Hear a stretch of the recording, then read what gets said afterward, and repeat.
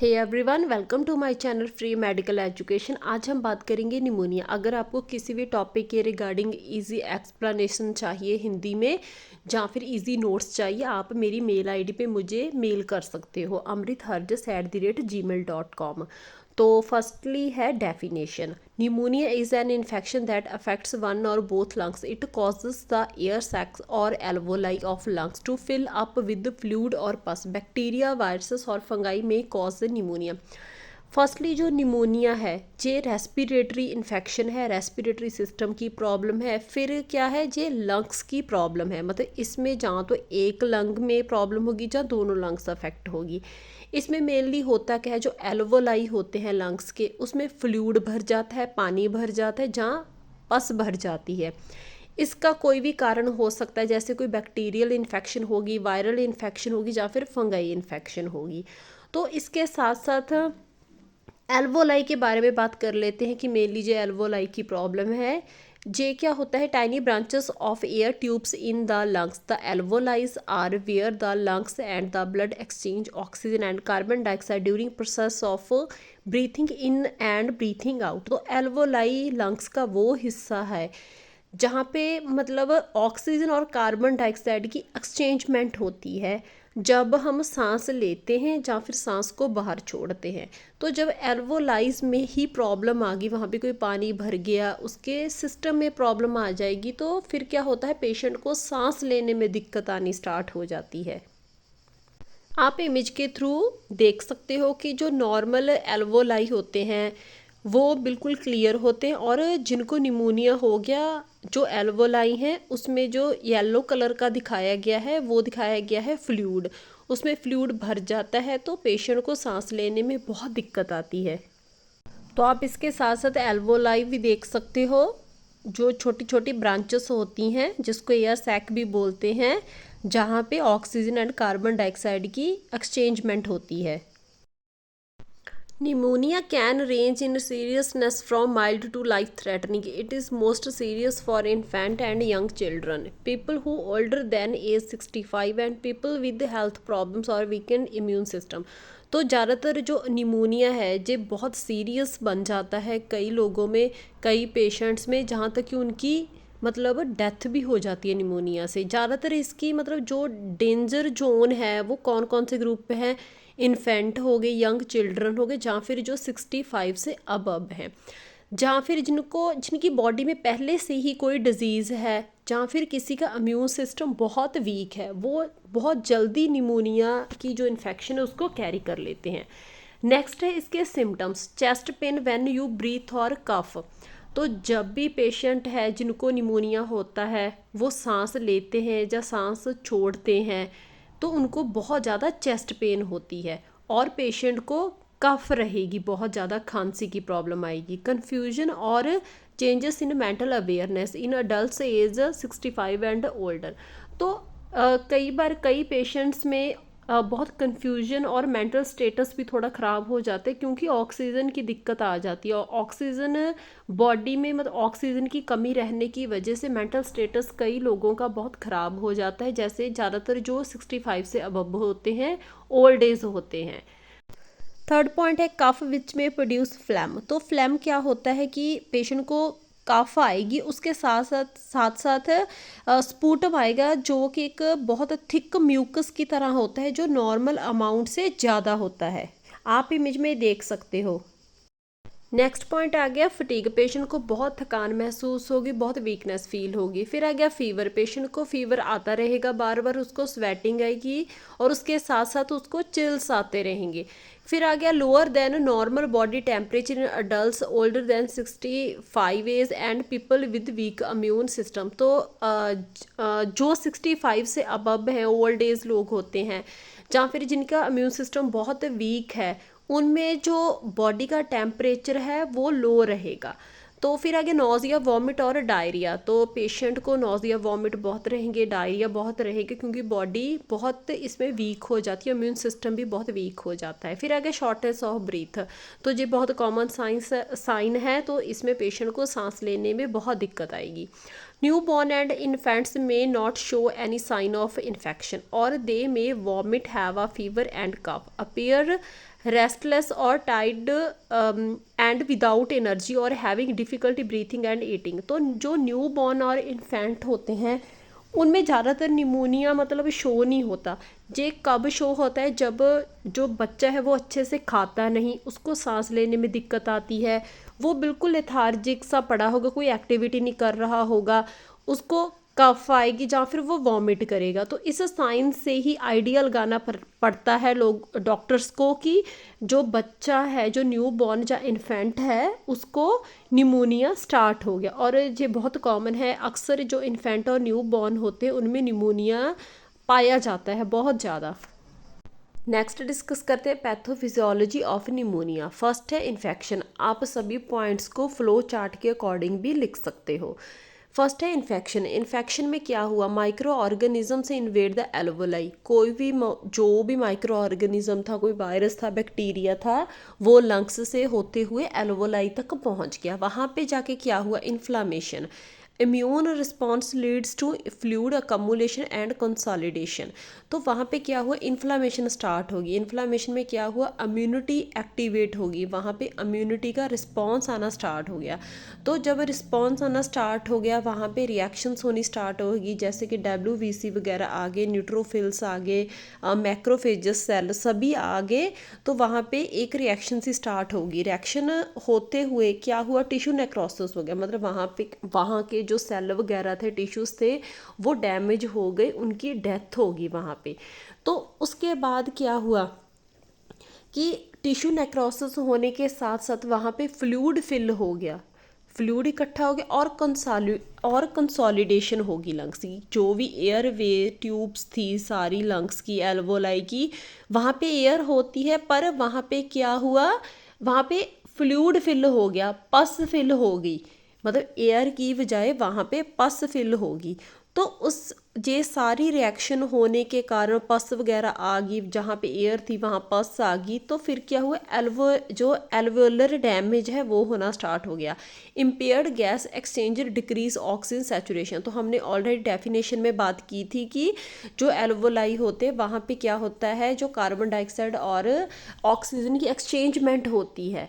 तो वहाँ पे क्या हुआ, फ्लूइड वगैरह इकट्ठा होने के कारण जो गैस एक्सचेंज है वो हो नहीं पाई, वो सारे सिस्टम में गड़बड़ी आ गई। तो उससे क्या हुआ, एक्सचेंजमेंट होने के मतलब हुई नहीं, ना होने की वजह से क्या हुआ, ऑक्सीजन कम होगी। साथ में डिस्कस कर लेते हैं टिश्यू नेक्रोसिस और लंग कंसोलिडेशन क्या होता है। Tissue necrosis is the death of a body tissue it occurs when too little blood flows to the tissues. तो टिश्यू नेक्रोसिस क्या होता है कि किसी भी बॉडी की एरिया पे जो टिश्यूज होते हैं, किसी भी इंजरी के कारण उनकी डेथ हो जाती है, वो बिल्कुल ही डेड हो जाते हैं। ऐसा क्यों हो जाता है, क्योंकि ब्लड सप्लाई प्रॉपर उन तक पहुंचती नहीं। फिर आ गया lung consolidation. It occurs when the normal air filled spaces of the lungs are filled with fluid, pus और ब्लड। जो भी जहाँ पे एयर होती है, लंग्स की एयर फिल्ड स्पेसेस होती है, वहाँ पे एयर की बजाय वहाँ पे फ्लूइड, पस या ब्लड इकट्ठा हो जाते किसी भी इन्फेक्शन की वजह से या इंजरी की वजह से। नेक्स्ट डिस्कस करते हैं causes. Many germs can cause pneumonia. The most common are bacteria and viruses in the air we breathe. Your body usually prevents these germs from infecting your lungs, but sometimes these germs are overpower your immune system, even if your health is generally good। तो वैसे तो बहुत सारे micro organisms हैं, बहुत सारे germs हैं जो निमोनिया कॉज करते हैं, पर जो मेनली बैक्टीरिया और वायरस की वजह से ही निमोनिया ज़्यादा पाया जाता है, यही मेन कॉज होता है। वैसे तो इम्यूनिटी है, वी ऑल आर नो कि वो हमारी बॉडी को प्रोटेक्ट करती है, पर कई बार जो वायरस या बैक्टीरिया वो हमारी इम्यूनिटी से ज़्यादा पावरफुल होता है, इवन हमारी हेल्थ भी गुड होती है, तो वो फिर भी हमारी बॉडी में कोई इन्फेक्शन या डिजीज़ कॉज कर देता है। नेक्स्ट आ गया कॉजेस क्लासिफिकेशन ऑफ निमोनिया। जो कॉजेस है, क्लासिफिकेशन है, दोनों के कंटेंट सेम है। अगर कॉजेस आ गया तब भी हम जे कंटेंट लिख सकते हैं, अगर क्लासिफिकेशन या टाइप्स ऑफ निमोनिया आ गया तब भी हम जे सेम कंटेंट लिख सकते हैं, क्योंकि इसका मतलब कॉज होना बॉडी में वो इसकी टाइप पे डिपेंड करता है कि किस टाइप से जे पेशेंट की बॉडी में आया। तो इसकी मेन 2 टाइप्स है, कम्युनिटी एक्वायर्ड निमोनिया और हॉस्पिटल एक्वायर्ड निमोनिया। फर्स्ट है कम्युनिटी एक्वायर्ड निमोनिया, इसके अंडर 2-3 पॉइंट और भी हैं। Mainly community acquired pneumonia and hospital acquired pneumonia, 2 types हैं इसकी main. Pneumonia is a type of lung infection, it can cause breathing problem and other symptoms. It community required pneumonia, you can get infected in the community setting. It does not happen in a hospital, nursing home or other health care center. जो community acquired pneumonia है, इसके नाम से हम लिख सकते हैं, हमें नाम से इसका आइडिया मिल गया कि जो कम्युनिटी बेसिस पे हमें निमोनिया हुआ, मतलब हम किसी पब्लिक प्लेस पे गए तब हमने जो इन्फेक्शन है वो कैरी की, जो आम जनरल पब्लिक थी उससे कैरी की, नॉट किसी हॉस्पिटल से ली हमने, या फिर कोई भी और हेल्थ केयर सेंटर था, नर्सिंग होम था, वहाँ से, मतलब हॉस्पिटल के एरिया था या हेल्थ केयर सिस्टम एरिया था, वहाँ से नहीं ली इन्फेक्शन, हमने ली कम्युनिटी सेटिंग पे जहाँ पे आम लोग थे, आम पब्लिक थी। तो जो निमोनिया है, जो लंग इन्फेक्शन है, हमने स्टार्टिंग में ही डिस्कस किया था, जो ब्रीथिंग डिफ़िकल्ट, इसमें सांस की दिक्कत आती है। इसके अंडर फर्स्ट आ गया bacteria. The most common cause of bacterial pneumonia in the US is streptococcus निमोनियाई।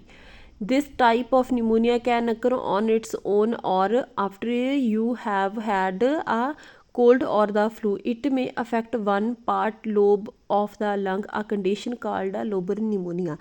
तो ज़्यादातर जो इन्फेक्शन होती है निमोनिया की, वो मतलब क्या करती है, एक लोब को ही लंग की अफेक्ट करेगी, मतलब जो लोब्स को अफेक्ट करेगी उसको बोल देते हैं लोबर निमोनिया। मेनली जो बैक्टीरियल इन्फेक्शन से होता है, जैसे कि स्ट्रेप्टोकोकस निमोनियाई जो बैक्टीरिया है उसकी वजह से ये इन्फेक्शन होती है। ज़्यादातर इसके चांसेस कब बढ़ जाते हैं, जब किसी को कोल्ड या फ्लू होता है और उसके बाद निमोनिया, बैक्टीरियल निमोनिया आ जाता है बॉडी में, जिसको बोल देते हैं लोबर निमोनिया। इसके नाम से हम आइडिया लगा सकते हैं, मतलब लोब्स ऑफ द लंग को अफेक्ट किया। नेक्स्ट पॉइंट आ गया bacteria like organism. Mycoplasma pneumoniae also can cause pneumonia. It typically produces mild symptoms than do other types of pneumonia. Walking pneumonia is an informal name given to this type of pneumonia which typically is not severe enough to require bed rest. Mycoplasma निमोनियाई को मतलब walking pneumonia भी, इस type को walking pneumonia भी बोल देते हैं, जिसको माइकोप्लाज्म निमोनियाई भी बोलते हैं। मेनली जो इतना सीरियस नहीं होता, इसके जो सिम्टम्स होते हैं वो बहुत कम होते हैं। मतलब अगर किसी को इस टाइप का निमोनिया है, डॉक्टर्स मतलब ओनली उससे जैसे कि बेड रेस्ट बोल देते हैं, हल्की सी वो मेडिसन पे होता है, तो मतलब वो अपनी जो भी, अगर उसकी बॉडी में कोई वीकनेस, फटीग वगैरह नहीं है, उसको इतना ज़्यादा सीरियस मतलब बॉडी में कोई इफेक्ट नज़र नहीं आ रहा, वो अपनी जो डेली एक्टिविटीज़ होती हैं वो कर सकता है। इसमें मेनली बस सिंपल बेड रेस्ट की नीड पड़ती है, जितना ज़्यादा सीरियस नहीं होता, जो कि इसकी जो अदर टाइप्स हैं वो ज़्यादा सीरियस होती हैं। नेक्स्ट आ गया fungi. This type of pneumonia is most common in people with chronic health problems और weakened immune systems and in people who have inhaled large doses of organisms. The fungi that cause it can be found in soil or bird droppings and vary depending upon geographic location. तो जो fungi निमोनियाई होता है, ये भी बहुत common होता है। ये ज़्यादातर डिपेंड करता है किसी भी, मतलब किस एरिया में हम रह रहे हैं, हमारी जो रेजिडेंस है वो किस एरिया में है। तो इसमें मेनली क्या होता है, ये भी सीरियस मतलब सीरियस कंडीशन कॉज करता है लंग्स में। ज़्यादातर ये किन लोगों में थोड़ा सा वर्स हो जाता है, जिनको पहले से ही कोई बॉडी में प्रॉब्लम है, कोई डिजीज़ है, जहाँ फिर जिनका इम्यून सिस्टम बहुत वीक है, उनमें जे ऑर्गेनिज्म है जो फंगाई वाला है, जे बहुत जल्दी स्प्रेड हो जाता है। नेक्स्ट आ गया वायरसेस इंक्लूडिंग कोविड-19। वायरल निमोनिया, जो निमोनिया किसी वायरस की वजह से हुआ वो आ जाता है viral pneumonia. Some of the viruses that cause cold and the flu can cause pneumonia. Viruses are the most common causes of pneumonia in children younger than 5 years. Viral pneumonia is usually mild, but in some cases it can become very serious. Coronavirus COVID-19 may cause pneumonia which can become severe. तो जो pneumonia virus की वजह से हुआ वो है viral pneumonia.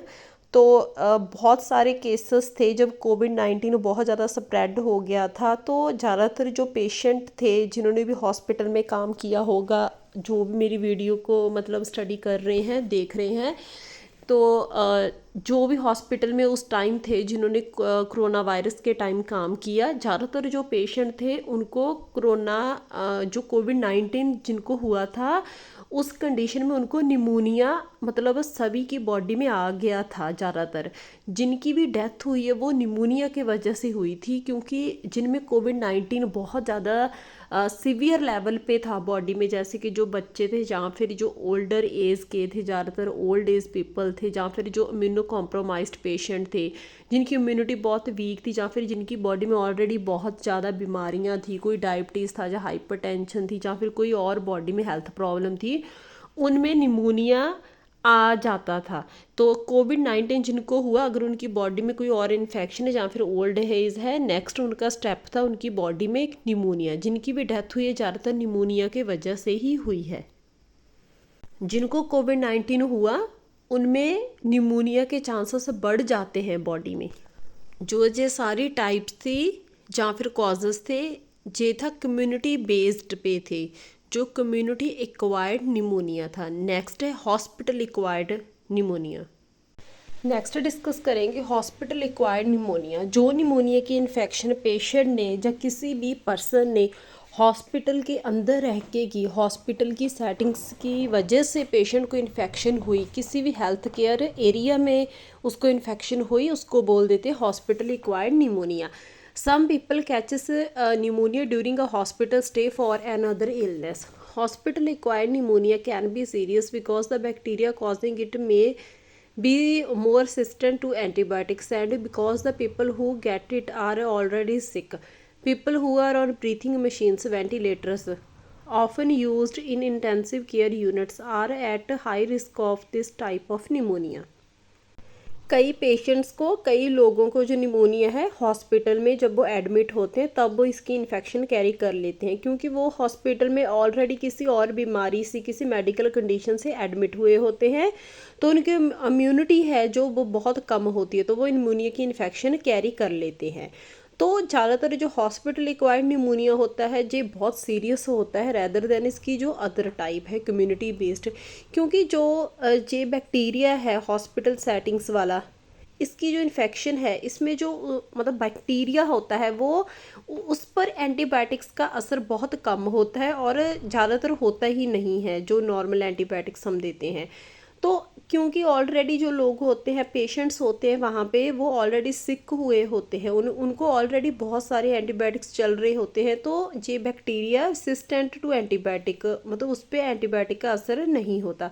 तो ज़्यादातर कई पेशेंट्स को जो निमोनिया है वो वेंटिलेटर एसोसिएटेड निमोनिया होता है, मतलब वेंटिलेटर पे जो पेशेंट होते हैं आईसीयू में, उनको निमोनिया होने के चांसेस बहुत ज़्यादा होते हैं।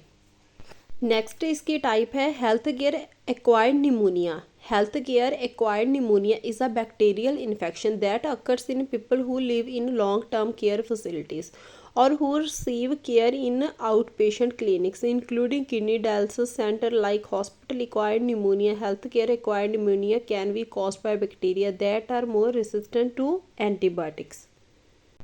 जो हेल्थ केयर एक्वायर्ड निमोनिया तब होता है पेशेंट को जब वो बहुत लंबे टाइम से लॉन्ग टर्म केयर फैसिलिटीज़ ले रहा है, हॉस्पिटल में बहुत लंबे टाइम से किसी सीरियस डिजीज़ से वो सफ़र कर रहा है और काफ़ी टाइम से वो हॉस्पिटल में एडमिट है, तो तब उसको ये जो निमोनिया की इन्फेक्शन है ये हो जाती है। तो जहाँ फिर वो किसी, जैसे कि किडनी डायलिसिस के लिए पेशेंट जाते हैं किसी भी सेंटर्स में, तो वहाँ पे भी उनको निमोनिया की इन्फेक्शन हो जाती है। तो ज़्यादातर जो हॉस्पिटल सेटिंग्स में निमोनिया होता है, इसका जो बैक्टीरिया होता है वो बहुत ही रेसिस्टेंस टू एंटीबायोटिक होता है। रेसिस्टेंस टू एंटीबायोटिक का मतलब आगे कि बैक्टीरिया जो होते हैं वो इतने पावरफुल होते हैं कि वो एंटीबायोटिक्स से किल नहीं होते, तो अपोजिट है कि वो वहाँ पे और ज़्यादा ग्रो करते हैं और ज़्यादा मल्टीप्लाई होते रहते हैं। जो हॉस्पिटल एक्वायर्ड निमोनिया है वो ज़्यादा सीरियस है जो कम्युनिटी बेसिस पे निमोनिया है उसकी बजाय। नेक्स्ट आ गया aspiration pneumonia. Aspiration pneumonia occurs when you inhale food, drink, vomit और saliva into your lungs. Aspiration is more likely likely if something disturbs your normal gag reflex, such as a brain injuries or a swelling problem or excessive use of alcohol or drugs. Aspiration pneumonia का मतलब आ गया कि जब patient कोई food हो गया या फिर वॉमिट होगी उसको एस्पिरेट कर लेता है तो वो सारा मटीरियल वो लंग्स में चला जाता है। ज़्यादातर जो एस्पिरेशन है कब होती है, जब किसी का जो गैग रिफ्लेक्स होता है वो डिस्टर्ब हो जाए, वो अच्छे से काम नहीं कर रहा, क्योंकि वो जहाँ तो किसी भी सीरियस उसको हेड इंजरी होगी हो, ब्रेन इंजरी होगी हो, या फिर पेशेंट बहुत ज़्यादा अल्कोहलिक हो, मतलब उसने इतनी ज़्यादा अल्कोहल ले ली कि उसको अब मतलब वो बेहोश की तरह हो गया। कई पेशेंट्स ऐसे हैं जिनको इतनी ज़्यादा अल्कोहल की कंजप्शन कर लेते हैं कि उनको वेंटिलेटर पे डालना पड़ता है, या फिर किसी ड्रग की ओवरडोज की वजह से उनका गैग रिफ्लेक्स है वो डिस्टर्ब हो गया। जो गैग रिफ्लेक्स होता है जो एक नेचुरली रिस्पॉन्स होता है जो प्रिवेंट करता है कि जो फूड वाली आइटम्स होती हैं वो सांस वाली पाइप में ना आ जाए। तो जब भी कुछ भी फॉरेन मतलब जो ऑब्जेक्ट है हम उसको थ्रोट वाला एरिया है वहाँ पे टच करेंगे, वो ऑटोमेटिकली जो थ्रोट के मसल्स होते हैं वो कॉन्ट्रैक्ट कर जाते हैं। वो ऐसा क्यों करते हैं कि पेशेंट है उसको चोकिंग ना हो। चोकिंग का मतलब आ गया कि पेशेंट का जो एयरवे है वो ऑब्स्ट्रक्ट ना हो जाए और पेशेंट है वो बोलने में या उसको सांस लेने में दिक्कत ना आए। मतलब गैग रिफ्लेक्स इन शॉर्ट कि वो प्रिवेंट करता है फूड आइटम्स हैं सांस वाली नाली में ना जाएं। नेक्स्ट डिस्कस करेंगे risk factors. Pneumonia can affect anyone but the two age groups at highest risk are, कौन से ज़्यादा रिस्क पे होते हो, जो 2 ईयर तक हो या फिर 2 ईयर से बड़े हों या छोटे हों, या फिर जो 60+ एज होती है, जो ओल्ड एज होते हैं उनको ज़्यादा निमोनिया अफेक्ट करता है। पर इन दोनों एज ग्रुप्स के साथ साथ किनको ज़्यादा रिस्क होता है इन्फेक्शन कैरी करने का। फर्स्ट है being hospitalised, you are at greatest risk of pneumonia if you are in a hospital intensive care unit, especially if you are on a machine that helps you breathe, ventilator। जो लोग hospital में होते हैं, ज़्यादातर जो ventilator पे होते हैं उनको वेंटिलेटर एसोसिएटेड निमोनिया जो एक हॉस्पिटल एक्वायर्ड इन्फेक्शन है तो उनको होने के चांसेस बढ़ जाते हैं, क्योंकि एक तो उनकी इम्यूनिटी कम होती है और वो ऊपर से वेंटिलेटर पे होते हैं। वेंटिलेटर पे ज़्यादा मतलब चांसेस बढ़ जाते हैं निमोनिया होने के। नेक्स्ट आ गया chronic disease. You are more likely to get a pneumonia if you have asthma, chronic obstructive pulmonary disease, COPD और हार्ट डिजीज़। अगर आपकी बॉडी में कोई और मेडिकल कंडीशन है, कोई और बीमारी है, तो आपको चांसेस हैं कि निमोनिया हो सकता है। जिन पेशेंट्स को पहले ही कोई मेडिकल कंडीशन होती है उनको निमोनिया हो जाता है। बहुत सारे केसेस में उनको निमोनिया की इन्फेक्शन बहुत ईजिली कैरी हो जाती है। फिर आ गया smoking. We all are know कि स्मोकिंग बहुत डेंजर है बॉडी के लिए। Smoking damage your body natural defence against the bacteria and viruses that cause pneumonia. जो स्मोकिंग होती है वो क्या करती है, इम्यूनिटी सिस्टम को ख़राब करती है। वो कैसे करती है, क्योंकि जब भी कोई स्मोक करता है बहुत ज़्यादा तो वो प्लेटलेट्स पे अफेक्ट डालती है। जो प्लेटलेट्स होते हैं उनकी मतलब वो इकट्ठा होना स्टार्ट कर देते हैं और क्लॉट बनाना स्टार्ट कर देते हैं। मतलब मेनली क्या है, जो प्लेटलेट्स है वो अफेक्ट होते हैं स्मोकिंग से। तो उससे क्या है, इम्यूनिटी कम हो जाएगी और बीमारियों की जो नेचुरली पावर है बैक्टीरिया और वायरस से फाइट करने की वो कम हो जाएगी। नेक्स्ट आ गया वीकेंड और suppressed immune system. People who have HIV AIDS, who have had an organ transplant और हु रिसीव कीमोथेरेपी और long term steroids are at risk. जिन लोगों की बॉडी में पहले से ही कोई इन्फेक्शन है, कोई मेडिकल कंडीशन है, जैसे उनको HIV एड्स है या फिर वो कीमोथेरेपी है, कैंसर पेशेंट है, उनकी ऑलरेडी जो इम्यूनिटी बहुत कम होती है तो उनको निमोनिया कैरी करने के चांसेस भी बढ़ जाते हैं रेदर देन जो नॉर्मल पेशेंट्स होते हैं। मतलब ओवरऑल अगर आपकी बॉडी में पहले से ही कोई बीमारी है, जब इम्यून सिस्टम कम है, तो आपको बी केयरफुल रहना पड़ेगा कि जो निमोनिया है वो ना कैरी हो जाए। नेक्स्ट आ गया diagnostic test. Your doctor will start by asking about your medical history and doing a physical examination including listening to your lungs with a stethoscope to check for abnormal bubbling or crackling sound that suggest pneumonia. If pneumonia is suspected, your doctor may recommend the following test. तो सबसे पहले जो doctor होते हैं वो आपसे आपकी medical history लेते हैं, आपका फिजिकल एग्जामिनेशन करते हैं मेडिकल हिस्ट्री में कि आपकी बॉडी का इम्यून सिस्टम कैसा है, आपकी बॉडी में कोई और बीमारी तो नहीं। तो उसके बाद वो फिजिकल एग्जामिनेशन करते हैं। जैसे कि स्टेथोस्कोप से आपकी लंग साउंड्स चेक करेंगे, तो अगर उनको कोई डाउट लगा तो आपके आगे फॉरवर्ड टेस्ट के लिए वो आपको रिकमेंड कर देते हैं। तो सबसे पहले हमने क्या लिखना है कि मेडिकल हिस्ट्री कलेक्ट की जाती है और फिजिकल एग्जामिनेशन मतलब किया जाता है पेशेंट का। उसमें क्या होता है, जो स्टेथोस्कोप से लंग साउंड्स है वो चेक की जाती है। नेक्स्ट और टेस्ट किए जाते हैं। फर्स्टली ब्लड टेस्ट किए जाते हैं, पॉलीमरेज चेन रिएक्शन किया जाता है, पीसीआर। तो इसमें क्या होता है कि जो भी बैक्टीरिया या वायरस, जो भी जर्म है वो इन्फेक्शन फैला रहा है, उसका डीएनए डिटेक्ट हो जाता है। सीबीसी कंप्लीट ब्लड काउंट, इसमें काउंट्स चेक किए जाते हैं डब्ल्यूबीसी से, उससे पता चल जाता है इन्फेक्शन कितने लेवल तक है। फिर आ गया ब्लड कल्चर टेस्ट, तो इसमें कल्चर में से पता चल जाता है, मतलब 7 दिन में इसकी रिपोर्ट आ जाती है कि मतलब बॉडी में कौन सा बैक्टीरिया है, वायरस है कि जो बॉडी में निमोनिया फैला रहा है, मतलब वो निमोनिया टाइप वाला बैक्टीरिया या वायरस है उसको डिटेक्ट कर लेते हैं। नेक्स्ट आ गया चेस्ट एक्सरे, जो मोस्ट इंपॉर्टेंट टेस्ट होता है। जिनको भी रेस्पिरेटरी की प्रॉब्लम होती है, चेस्ट एक्सरे मस्ट होता है। This helps your doctor diagnose pneumonia and determine the extent and location of the infection. However it can't tell your doctor what kind of germ is causing the pneumonia. देखिए, जो x ray होता है इससे ये तो नहीं पता चलता कि कौन सा बैक्टीरिया है, जैसे कि वो सीओपीडी फैला रहा है, ट्यूबरक्लोसिस फैला रहा है या निमोनिया, पर ये जरूर पता चल जाता है कि जो चेस्ट है, लंग्स है, वो अफेक्ट हो रही हैं किसी भी बैक्टीरिया से, वायरस से।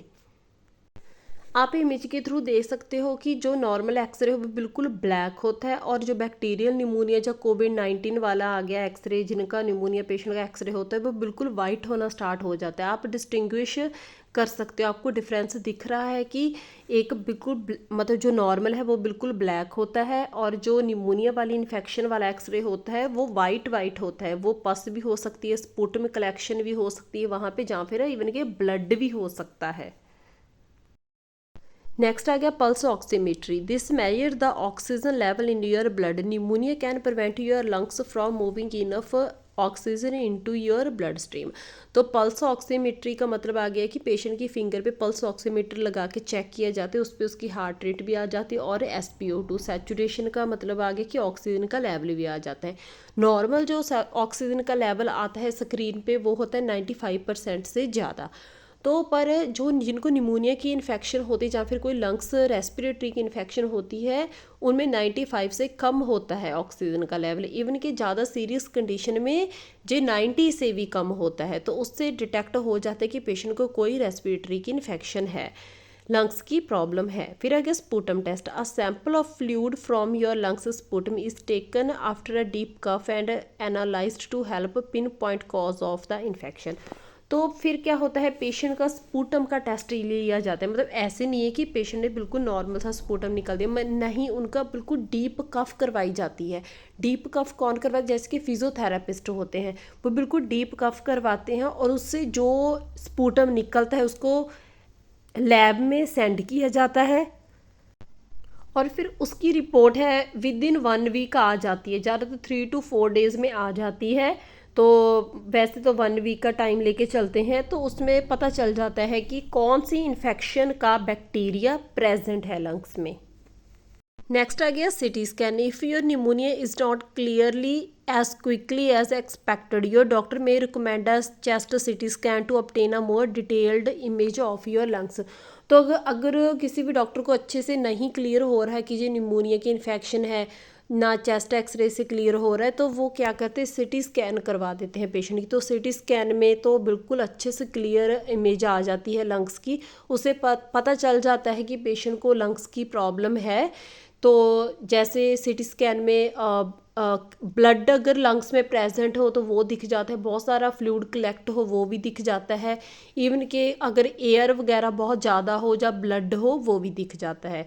तो आगे जब ये डिटेक्ट हो जाते हैं, आगे स्पुटम कल्चर वगैरह भेजे जाते हैं। वो किस लिए भेजे जाते हैं कि पता चल जाए लेबॉर्ट्री में कि कौन सा बैक्टीरिया प्रेजेंट है। सीटी स्कैन या एक्सरे से तो ये पता चलेगा कि लंग्स अफेक्ट हो रही हैं। तो नेक्स्ट आ गया pleural fluid culture. A fluid sample is taken by putting a needle between your ribs from the pleural area and analyse to help a determine the type of infection. तो उसके साथ साथ जो भी प्लूरल फ्लूइड भरा हुआ है उससे सैंपल कलेक्ट किया जाता है और लैब में सेंड किया जाता है। तो उससे डिटेक्ट हो जाता है किस टाइप की इन्फेक्शन है, कौन सा बैक्टीरिया है या वायरस है, तो वो क्या बॉडी में कॉज कर रहा है। नेक्स्ट बात करते हैं treatment. Treatment for pneumonia involves curing the infection and preventing complications. People who have a community acquired pneumonia usually can be treated at home with medication. Although most symptoms is in a few days or weeks, the feeling of tiredness can persist for a month or more. Specific treatments depend on the type and severity of your pneumonia, your age and your overall health. The options include जो pneumonia है इसकी जो type है या फिर इसकी severity level है, कितना सीवियर वो हमारी बॉडी में हमारी लंग्स को अफेक्ट कर चुका है, या फिर क्या एज ग्रुप है, क्या इम्यूनिटी स्टेटस है कि उसकी मतलब किसी भी पेशेंट की बॉडी में कोई और तो मेडिकल कंडीशन नहीं है, उसके बेसिस पे इसका सारा ट्रीटमेंट किया जाता है कि पेशेंट को घर पे रख के उसको होम में ही उसको बोला जाए कि आप घर पे रह के अपना ट्रीटमेंट फॉलो करो, या फिर हॉस्पिटलाइज्ड आपको होना पड़ेगा। फर्स्ट आ गया antibiotics. These medicines are used to treat bacterial pneumonia. It may takes time to identify the type of bacteria causing your pneumonia and to choose the best antibiotic to treat it. If your symptoms don't improve, your doctor may recommend a different antibiotic. तो सबसे पहले क्या है, antibiotic start किए जाते हैं according to कौन सा बैक्टीरिया है। जब कल्चर की रिपोर्ट आ जाती है जैसे कि स्पूटम कल्चर, ब्लड कल्चर, उसके अकॉर्डिंग ही डॉक्टर आपको एंटीबायोटिक रिकमेंड करते हैं, क्योंकि जो बैक्टीरिया का रिजल्ट आता है रिपोर्ट में उसके अकॉर्डिंग ही जो एंटीबायोटिक है वो रिकमेंड किया जाता है। वो उस पर डिपेंड होता है कि किस टाइप का बैक्टीरिया है वो मतलब निमोनिया कॉज कर रहा है। तो अगर वो भी एंटीबायोटिक से काम नहीं बना, 4 और 5 डेज चलाते हैं बीडी वगैरह, तो दिन में 2 बार देने होते हैं एंटीबायोटिक्स, अगर उससे भी काम नहीं बना तो एंटीबायोटिक्स चेंज किए जाते हैं डॉक्टर के द्वारा। नेक्स्ट आ गया cough medicine. This medicine may be use to calm your cough so that you can rest, because coughing help looser and move fluid from your lungs. It's a good idea not to eliminate your cough completely. तो कई patients को कफ़ बहुत ज़्यादा आती है pneumonia में, तो कफ़ की मेडिसिन दी तो जाती है पर पूरी तरह उसको ठीक करने की नहीं दी जाती, बस रिलैक्स होने के लिए थोड़ी देर रेस्ट करने के लिए दी जाती है, क्योंकि जो कफ़ होती है वो एक फिजियोथेरेपी की तरह काम करती है।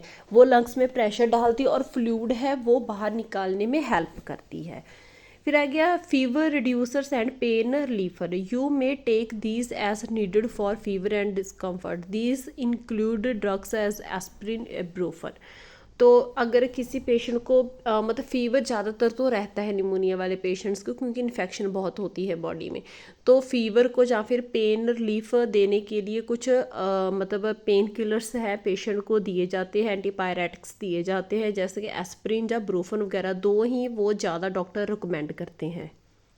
नेक्स्ट आ गया हॉस्पिटलाइजेशन। किन लोगों को हॉस्पिटल में एडमिट होना पड़ता है निमोनिया के ट्रीटमेंट के लिए। फर्स्ट आ गया you are older than age 65। जिन लोगों की एज 60 प्लस होती है, 65 प्लस होती है, वो ओल्ड एज होते हैं क्योंकि उनकी इम्यूनिटी कम होती है, या फिर कोई बॉडी में उनके ऑलरेडी कोई मेडिकल कंडीशन होती है तो उनको एडमिट होना पड़ता है। You are confused about time, people और प्लेसेस। तो कई ऐसे होते हैं लोग जिनको मतलब उनको मेंटली भी थोड़ी डिस्टर्बेंस होने स्टार्ट हो जाती है, क्योंकि इसमें ऑक्सीजन की प्रॉब्लम आ जाती है, तो उनको भी हॉस्पिटल में एडमिट होना पड़ता है। Your kidney functions has declined. कई लोग ऐसे होते हैं जिनकी निमोनिया के साथ साथ किडनी में प्रॉब्लम आ जाती है, मतलब किसी और ऑर्गन में प्रॉब्लम आ रही है तो एडमिट होना पड़ता है। नेक्स्ट आ गया fourth point, your systolic blood pressure is below 90 millimetre of mercury mm of Hg, और your diastolic blood pressure is 60 mm of Hg और बिलो। अगर आपका ब्लड प्रेशर बहुत कम रह रहा है, इवन के 90/60 से नीचे जा रहा है, तो आपको हॉस्पिटल में एडमिट होना पड़ता है। Your breathing is rapid 30 breath और मोर अ मिनट। अगर आपका ब्रीथिंग पैटर्न बहुत तेज, आप बहुत तेज सांस ले रहे हैं, तो आपको हॉस्पिटल में एडमिट होना चाहिए। You need breathing assistance. तो अगर आपको बार बार मतलब सांस लेने में दिक्कत आ रही है, आप नेचुरली ब्रीथ नहीं कर पा रहे, आपको ऑक्सीजन की नीड पड़ रही है बार बार, तो आपको हॉस्पिटल में एडमिट होना पड़ेगा। Your temperature is below normal, अगर आपका टेम्परेचर भी बॉडी का कम रह रहा है, इसके साथ साथ अगर ज़्यादा है, बॉडी टेम्परेचर बहुत हाई रहा, आपको फीवर रह रहा है, तो आपको हॉस्पिटल एडमिट होना पड़ेगा। लास्ट आ गया 8th point, your heart rate is below 50 और अबव 100, अगर आपकी हार्ट रेट 50 से कम जा रही है या 100 से ज़्यादा दिल की धड़कन बढ़ रही है, तो आपको हॉस्पिटल में एडमिट होना पड़ेगा। You may be admitted to the intensive care unit if you need to be placed on a breathing machine, ventilator, or if your symptoms are severe। अगर किसी पेशेंट के सिम्टम्स बहुत सिवियर हो रहे हैं, जैसे कि उसकी हार्ट रेट नहीं मेंटेन रही, बहुत ज़्यादा टैकीकार्डिया है, या फिर उसका बीपी मेंटेन नहीं हो रहा, बहुत कम है, और उसके साथ साथ अगर उसको ऑक्सीजन तो लगी है पर फिर भी वो अपनी सैचुरेशन को मेंटेन नहीं कर पा रहा, तो उसको वेंटिलेटर पे रखना पड़ता है। चिल्ड्रंस में भी हॉस्पिटलाइज्ड इफ़, अगर बच्चों में निमोनिया है तो उसके क्या क्या साइन है कि हमें उसको हॉस्पिटल में एडमिट करवाना चाहिए, या हॉस्पिटल में एडमिट क्या सुजेशन देनी चाहिए। They are younger than age 2 month, अगर वो 2 मंथ तक का है। दे आर लेथार्जिक और एक्सेसिवली स्लीपी, अगर वो बहुत ज़्यादा वीक है और बार बार सो रहा है, कोई एक्टिविटी नहीं है, उसमें कोई एनर्जी नहीं है। दे आर ट्रबल ब्रीथिंग, मतलब उसको सांस लेने में दिक्कत आ रही है। They have a low blood oxygen level, उसका ऑक्सीजन का लेवल कम हो रहा है बॉडी में। दे अपीयर डिहाइड्रेटेड, मतलब कुछ खा पी नहीं रहा बच्चा, फीड भी नहीं ले रहा, तो इसका मतलब वो डिहाइड्रेटेड हो रहा है, उसकी बॉडी में प्रॉब्लम है। नेक्स्ट आ गया complications, even with treatment some people with pneumonia especially those in high risk groups में एक्सपीरियंस कॉम्प्लिकेशंस, कई लोग ऐसे हैं, कई पेशेंट्स ऐसे होते हैं जिनको मतलब ट्रीटमेंट तो चल रहा है उनका निमोनिया का, पर उसके साथ साथ उनकी मतलब क्या क्या उनको एक्सपीरियंस करना पड़ता है, क्या उनकी बॉडी में और भी कंडीशंस आ जाती हैं। ज़्यादातर किन में, जो हाई रिस्क ग्रुप होते हैं उनमें, जैसे कि बच्चे आगे, ओल्ड एज आगे, या कि जिनका इम्यून सिस्टम बहुत वीक है, तो उनको क्या क्या निमोनिया के साथ साथ क्या प्रॉब्लम्स आती हैं बॉडी में। फर्स्ट आ गया bacteria in the blood stream, bacteria, bacteria that enters the bloodstream from your lungs can spread the infection to other organs, potentially causing organ failure। जो बैक्टीरिया है होता है वो ब्लड में भी चला जाता है, वहाँ पे जाके वो और भी ऑर्गन्स तक जब फैल जाता है, लंग्स से निकल कर ब्लड में आ जाता है, तो मतलब लंग्स के साथ साथ वो और भी ऑर्गन्स को फेल कर देता है, जैसे कि किडनीज पे अफेक्ट डाल देता है, हार्ट पे अफेक्ट डाल देता है, तो ऐसे वो लंग्स के साथ साथ और ऑर्गन्स भी हैं वो भी अफेक्ट होना स्टार्ट हो जाते हैं। फिर आगे difficulty breathing, if your pneumonia is severe और you have a chronic underlying lungs disease, you may have a trouble breathing in enough oxygen, you may need to be hospitalized and use a breathing machine, ventilator while your lungs heals। तो कई बार ऐसा होता है, कई patients को oxygen भी लगाई जाती है पर फिर भी वो मतलब उतनी सांस अच्छे से नहीं ले पाते, उनकी बॉडी में ऑक्सीजन की कमी हो जाती है, तो उनको क्या है, वेंटिलेटर पे डालना पड़ता है।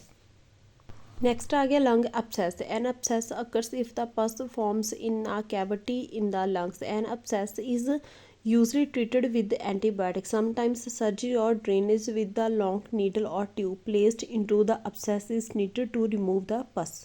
तो निमोनिया के साथ साथ एक और कंडीशन भी आ जाती है जो कई बार बहुत पेशेंट्स को बहुत ज़्यादा अफेक्ट कर देती है, जैसे कि लंग अपसेस, तो पस फॉर्मेशन बन जाती है लंग्स में। तो वैसे तो वो एंटीबायोटिक से ट्रीट हो जाती है, पर अगर एंटीबायोटिक्स का उस पर ना असर हो तो वो किसी सर्जरी या फिर लंग्स में एक नीडल, लॉन्ग नीडल डाल के, ट्यूब डाल के वो सारी पस को ड्रेन किया जाता है, बाहर निकाला जाता है। नेक्स्ट आ गया प्रिवेंशन, हमने क्या क्या फॉलो करना है, क्या इंस्ट्रक्शंस फॉलो करनी है कि हम निमोनिया से बच सकें, तो या फिर जो हाई रिस्क ग्रुप्स हैं वो भी निमोनिया से बच सकें। फर्स्ट है get vaccinated, vaccines are available to prevent some types of pneumonia and the flu, talk with your doctor about getting these shots. The vaccinations guidelines have changed over time, so make sure to review your vaccination status with your doctor even if you recall previously receive a pneumonia vaccine।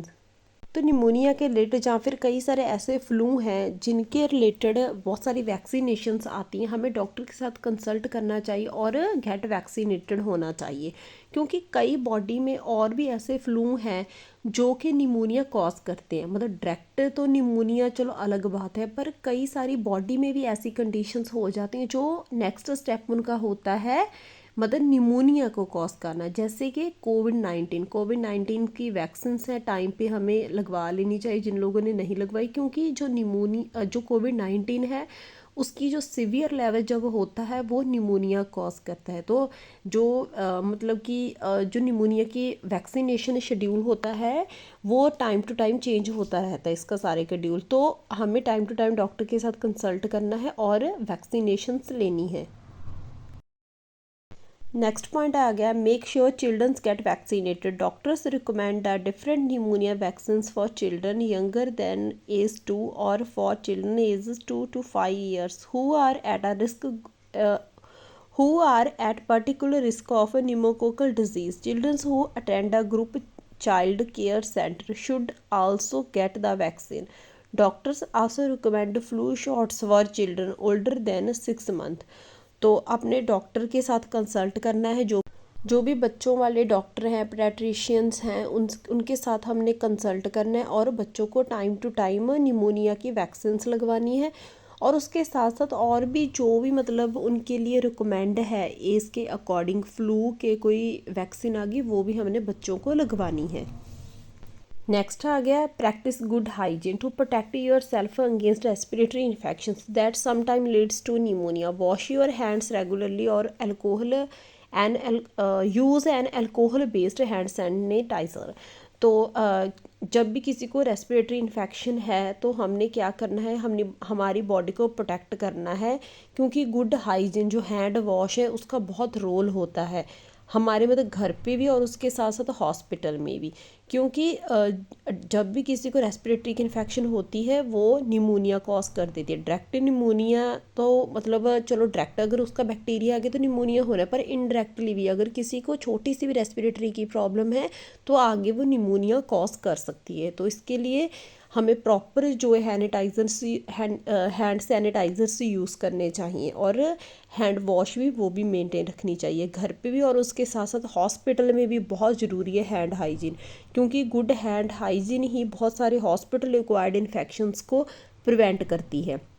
Don't smoke, smoking damage your lungs natural defence against respiratory infection. तो जो smoke करते हैं, हमने पहले भी एक point में discuss किया था कि जो लोग स्मोक करते हैं वो क्या करते हैं, प्लेटलेट्स में अफेक्ट डालती है। तो प्लेटलेट्स को डैमेज करना स्टार्ट कर देती है, उसको इकट्ठा मतलब उसका क्लॉट बनाना स्टार्ट कर देती है। तो मतलब अगर प्लेटलेट्स में ही प्रॉब्लम आ गई तो हमारी बॉडी का जो इम्यून सिस्टम वो ख़राब हो जाता है, तो उससे क्या है रेस्पिरेटरी इन्फेक्शन के चांसेस भी बढ़ जाते हैं। Keep your immune system strong, तो get enough sleep, exercise regularly and eat a healthy diet. तो हमें अपना इम्यून सिस्टम है उसको स्ट्रॉन्ग रखना चाहिए, अच्छी नींद, एक्सरसाइज, वॉक वगैरह हो गया और हेल्दी डाइट लेनी चाहिए। तो लाइफस्टाइल एंड होम रेमेडीज़ भी हैं जो बहुत अफेक्ट करती हैं निमोनिया को प्रिवेंट करने के लिए और उसके ट्रीटमेंट के लिए भी। These tips can help you recover more quickly and decrease your risk of complications. Get plenty of rest. Don't go back to school or work until after your temperature returns to normal and you stop coughing up mucus. Even when you start to feel better, be careful not to overdo it. Because pneumonia can reoccur, it's better not to jump back into your routine until you are fully recovered. Ask your doctor if you are not sure. तो जिनको भी मतलब pneumonia की problem है उनको एक तो अच्छा रेस्ट लेना चाहिए, अपने काम पे या फिर स्कूल वापस नहीं जाना चाहिए, क्योंकि अगर आपको थोड़ी सी भी वीकनेस है आपको कुछ भी काम करने की ज़रूरत नहीं है, क्योंकि जितना आप रेस्ट करोगे, जितना आप लोगों के कांटेक्ट में कम जाओगे, एनवायरनमेंट में कम जाओगे, तो उतना आपकी बॉडी के लिए अच्छा है। क्योंकि अगर आप बाहर जाओगे तो आपको और इन्फेक्शन कैरी होगी, आपका ऑलरेडी इम्यून सिस्टम डाउन है, तो आप क्या होगा कि मतलब बॉडी में और मेडिकल कंडीशंस ट्रिगर हो जाएंगी, आ जाएंगी अगर आप। नेक्स्ट आ गया, stay hydrated, drink plenty of fluids especially water to help loosen mucus in your lungs.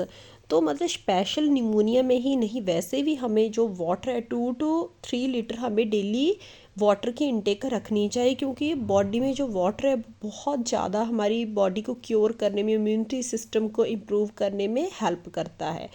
तो इससे क्या है, किडनीज भी हेल्थी रहती हैं, और क्या है, लंग्स में जो म्यूकस है वो इकट्ठा नहीं होता। फिर अगर take your medicine as prescribed, take the entire course of any medications your doctor prescribed for you. If you stop taking medicine too soon, your lungs may continue to harbor bacteria that can multiply and cause your pneumonia to reoccur। तो कई लोग ऐसे होते हैं, patients होते हैं जो बोलते हैं कि हम ठीक है, मेडिसिन खुद ब खुद क्विट कर देते हैं। ऐसे नहीं करना, जितना डॉक्टर ने आपको रिकमेंड किया है उतना ट्रीटमेंट्स को फॉलो करना है, क्योंकि कई बार मतलब जो बैक्टीरिया है उस पर एंटीबायोटिक्स का असर होता है, वो एकदम से मतलब रिलैक्स कर जाता है बैक्टीरिया पर। अगर हम ट्रीटमेंट को छोड़ देते हैं तो वो क्या करता है, वो एकदम से एक्टिव होकर फिर से मल्टीप्लाई होना स्टार्ट कर देता है। तो ट्रीटमेंट को प्रॉपर फॉलो करना है। तो अगर ट्रीटमेंट को कंप्लीट नहीं किया जैसा डॉक्टर ने बोला था, तो उससे क्या है, निमोनिया रीअकर होने के चांसेस 99% हो जाते हैं। बहुत पेशेंट्स मैंने देखे हैं अपने एक्सपीरियंस में कि ट्रीटमेंट बीच में छोड़ देते हैं और निमोनिया दोबारा से ट्रिगर हो जाता है। तो एक और कॉम्प्लिकेशन का पॉइंट था जो मैं भूल गई थी, ये कॉम्प्लिकेशन के साथ ही है। आई एम सॉरी, मैंने दोबारा से इस स्लाइड को ऐड किया है। Fluid accumulation around the lungs, pleural effusion, जिनको भी लंग्स की रेस्पिरेटरी की प्रॉब्लम होती है अक्सर उनमें प्लूरल अफ्यूजन है वो मतलब आ जाता है। तो ये बहुत कॉमन कंडीशन है। निमोनिया में cause fluid to build up in the thin space between the layers of the tissues that line the lungs and the chest cavity pleura.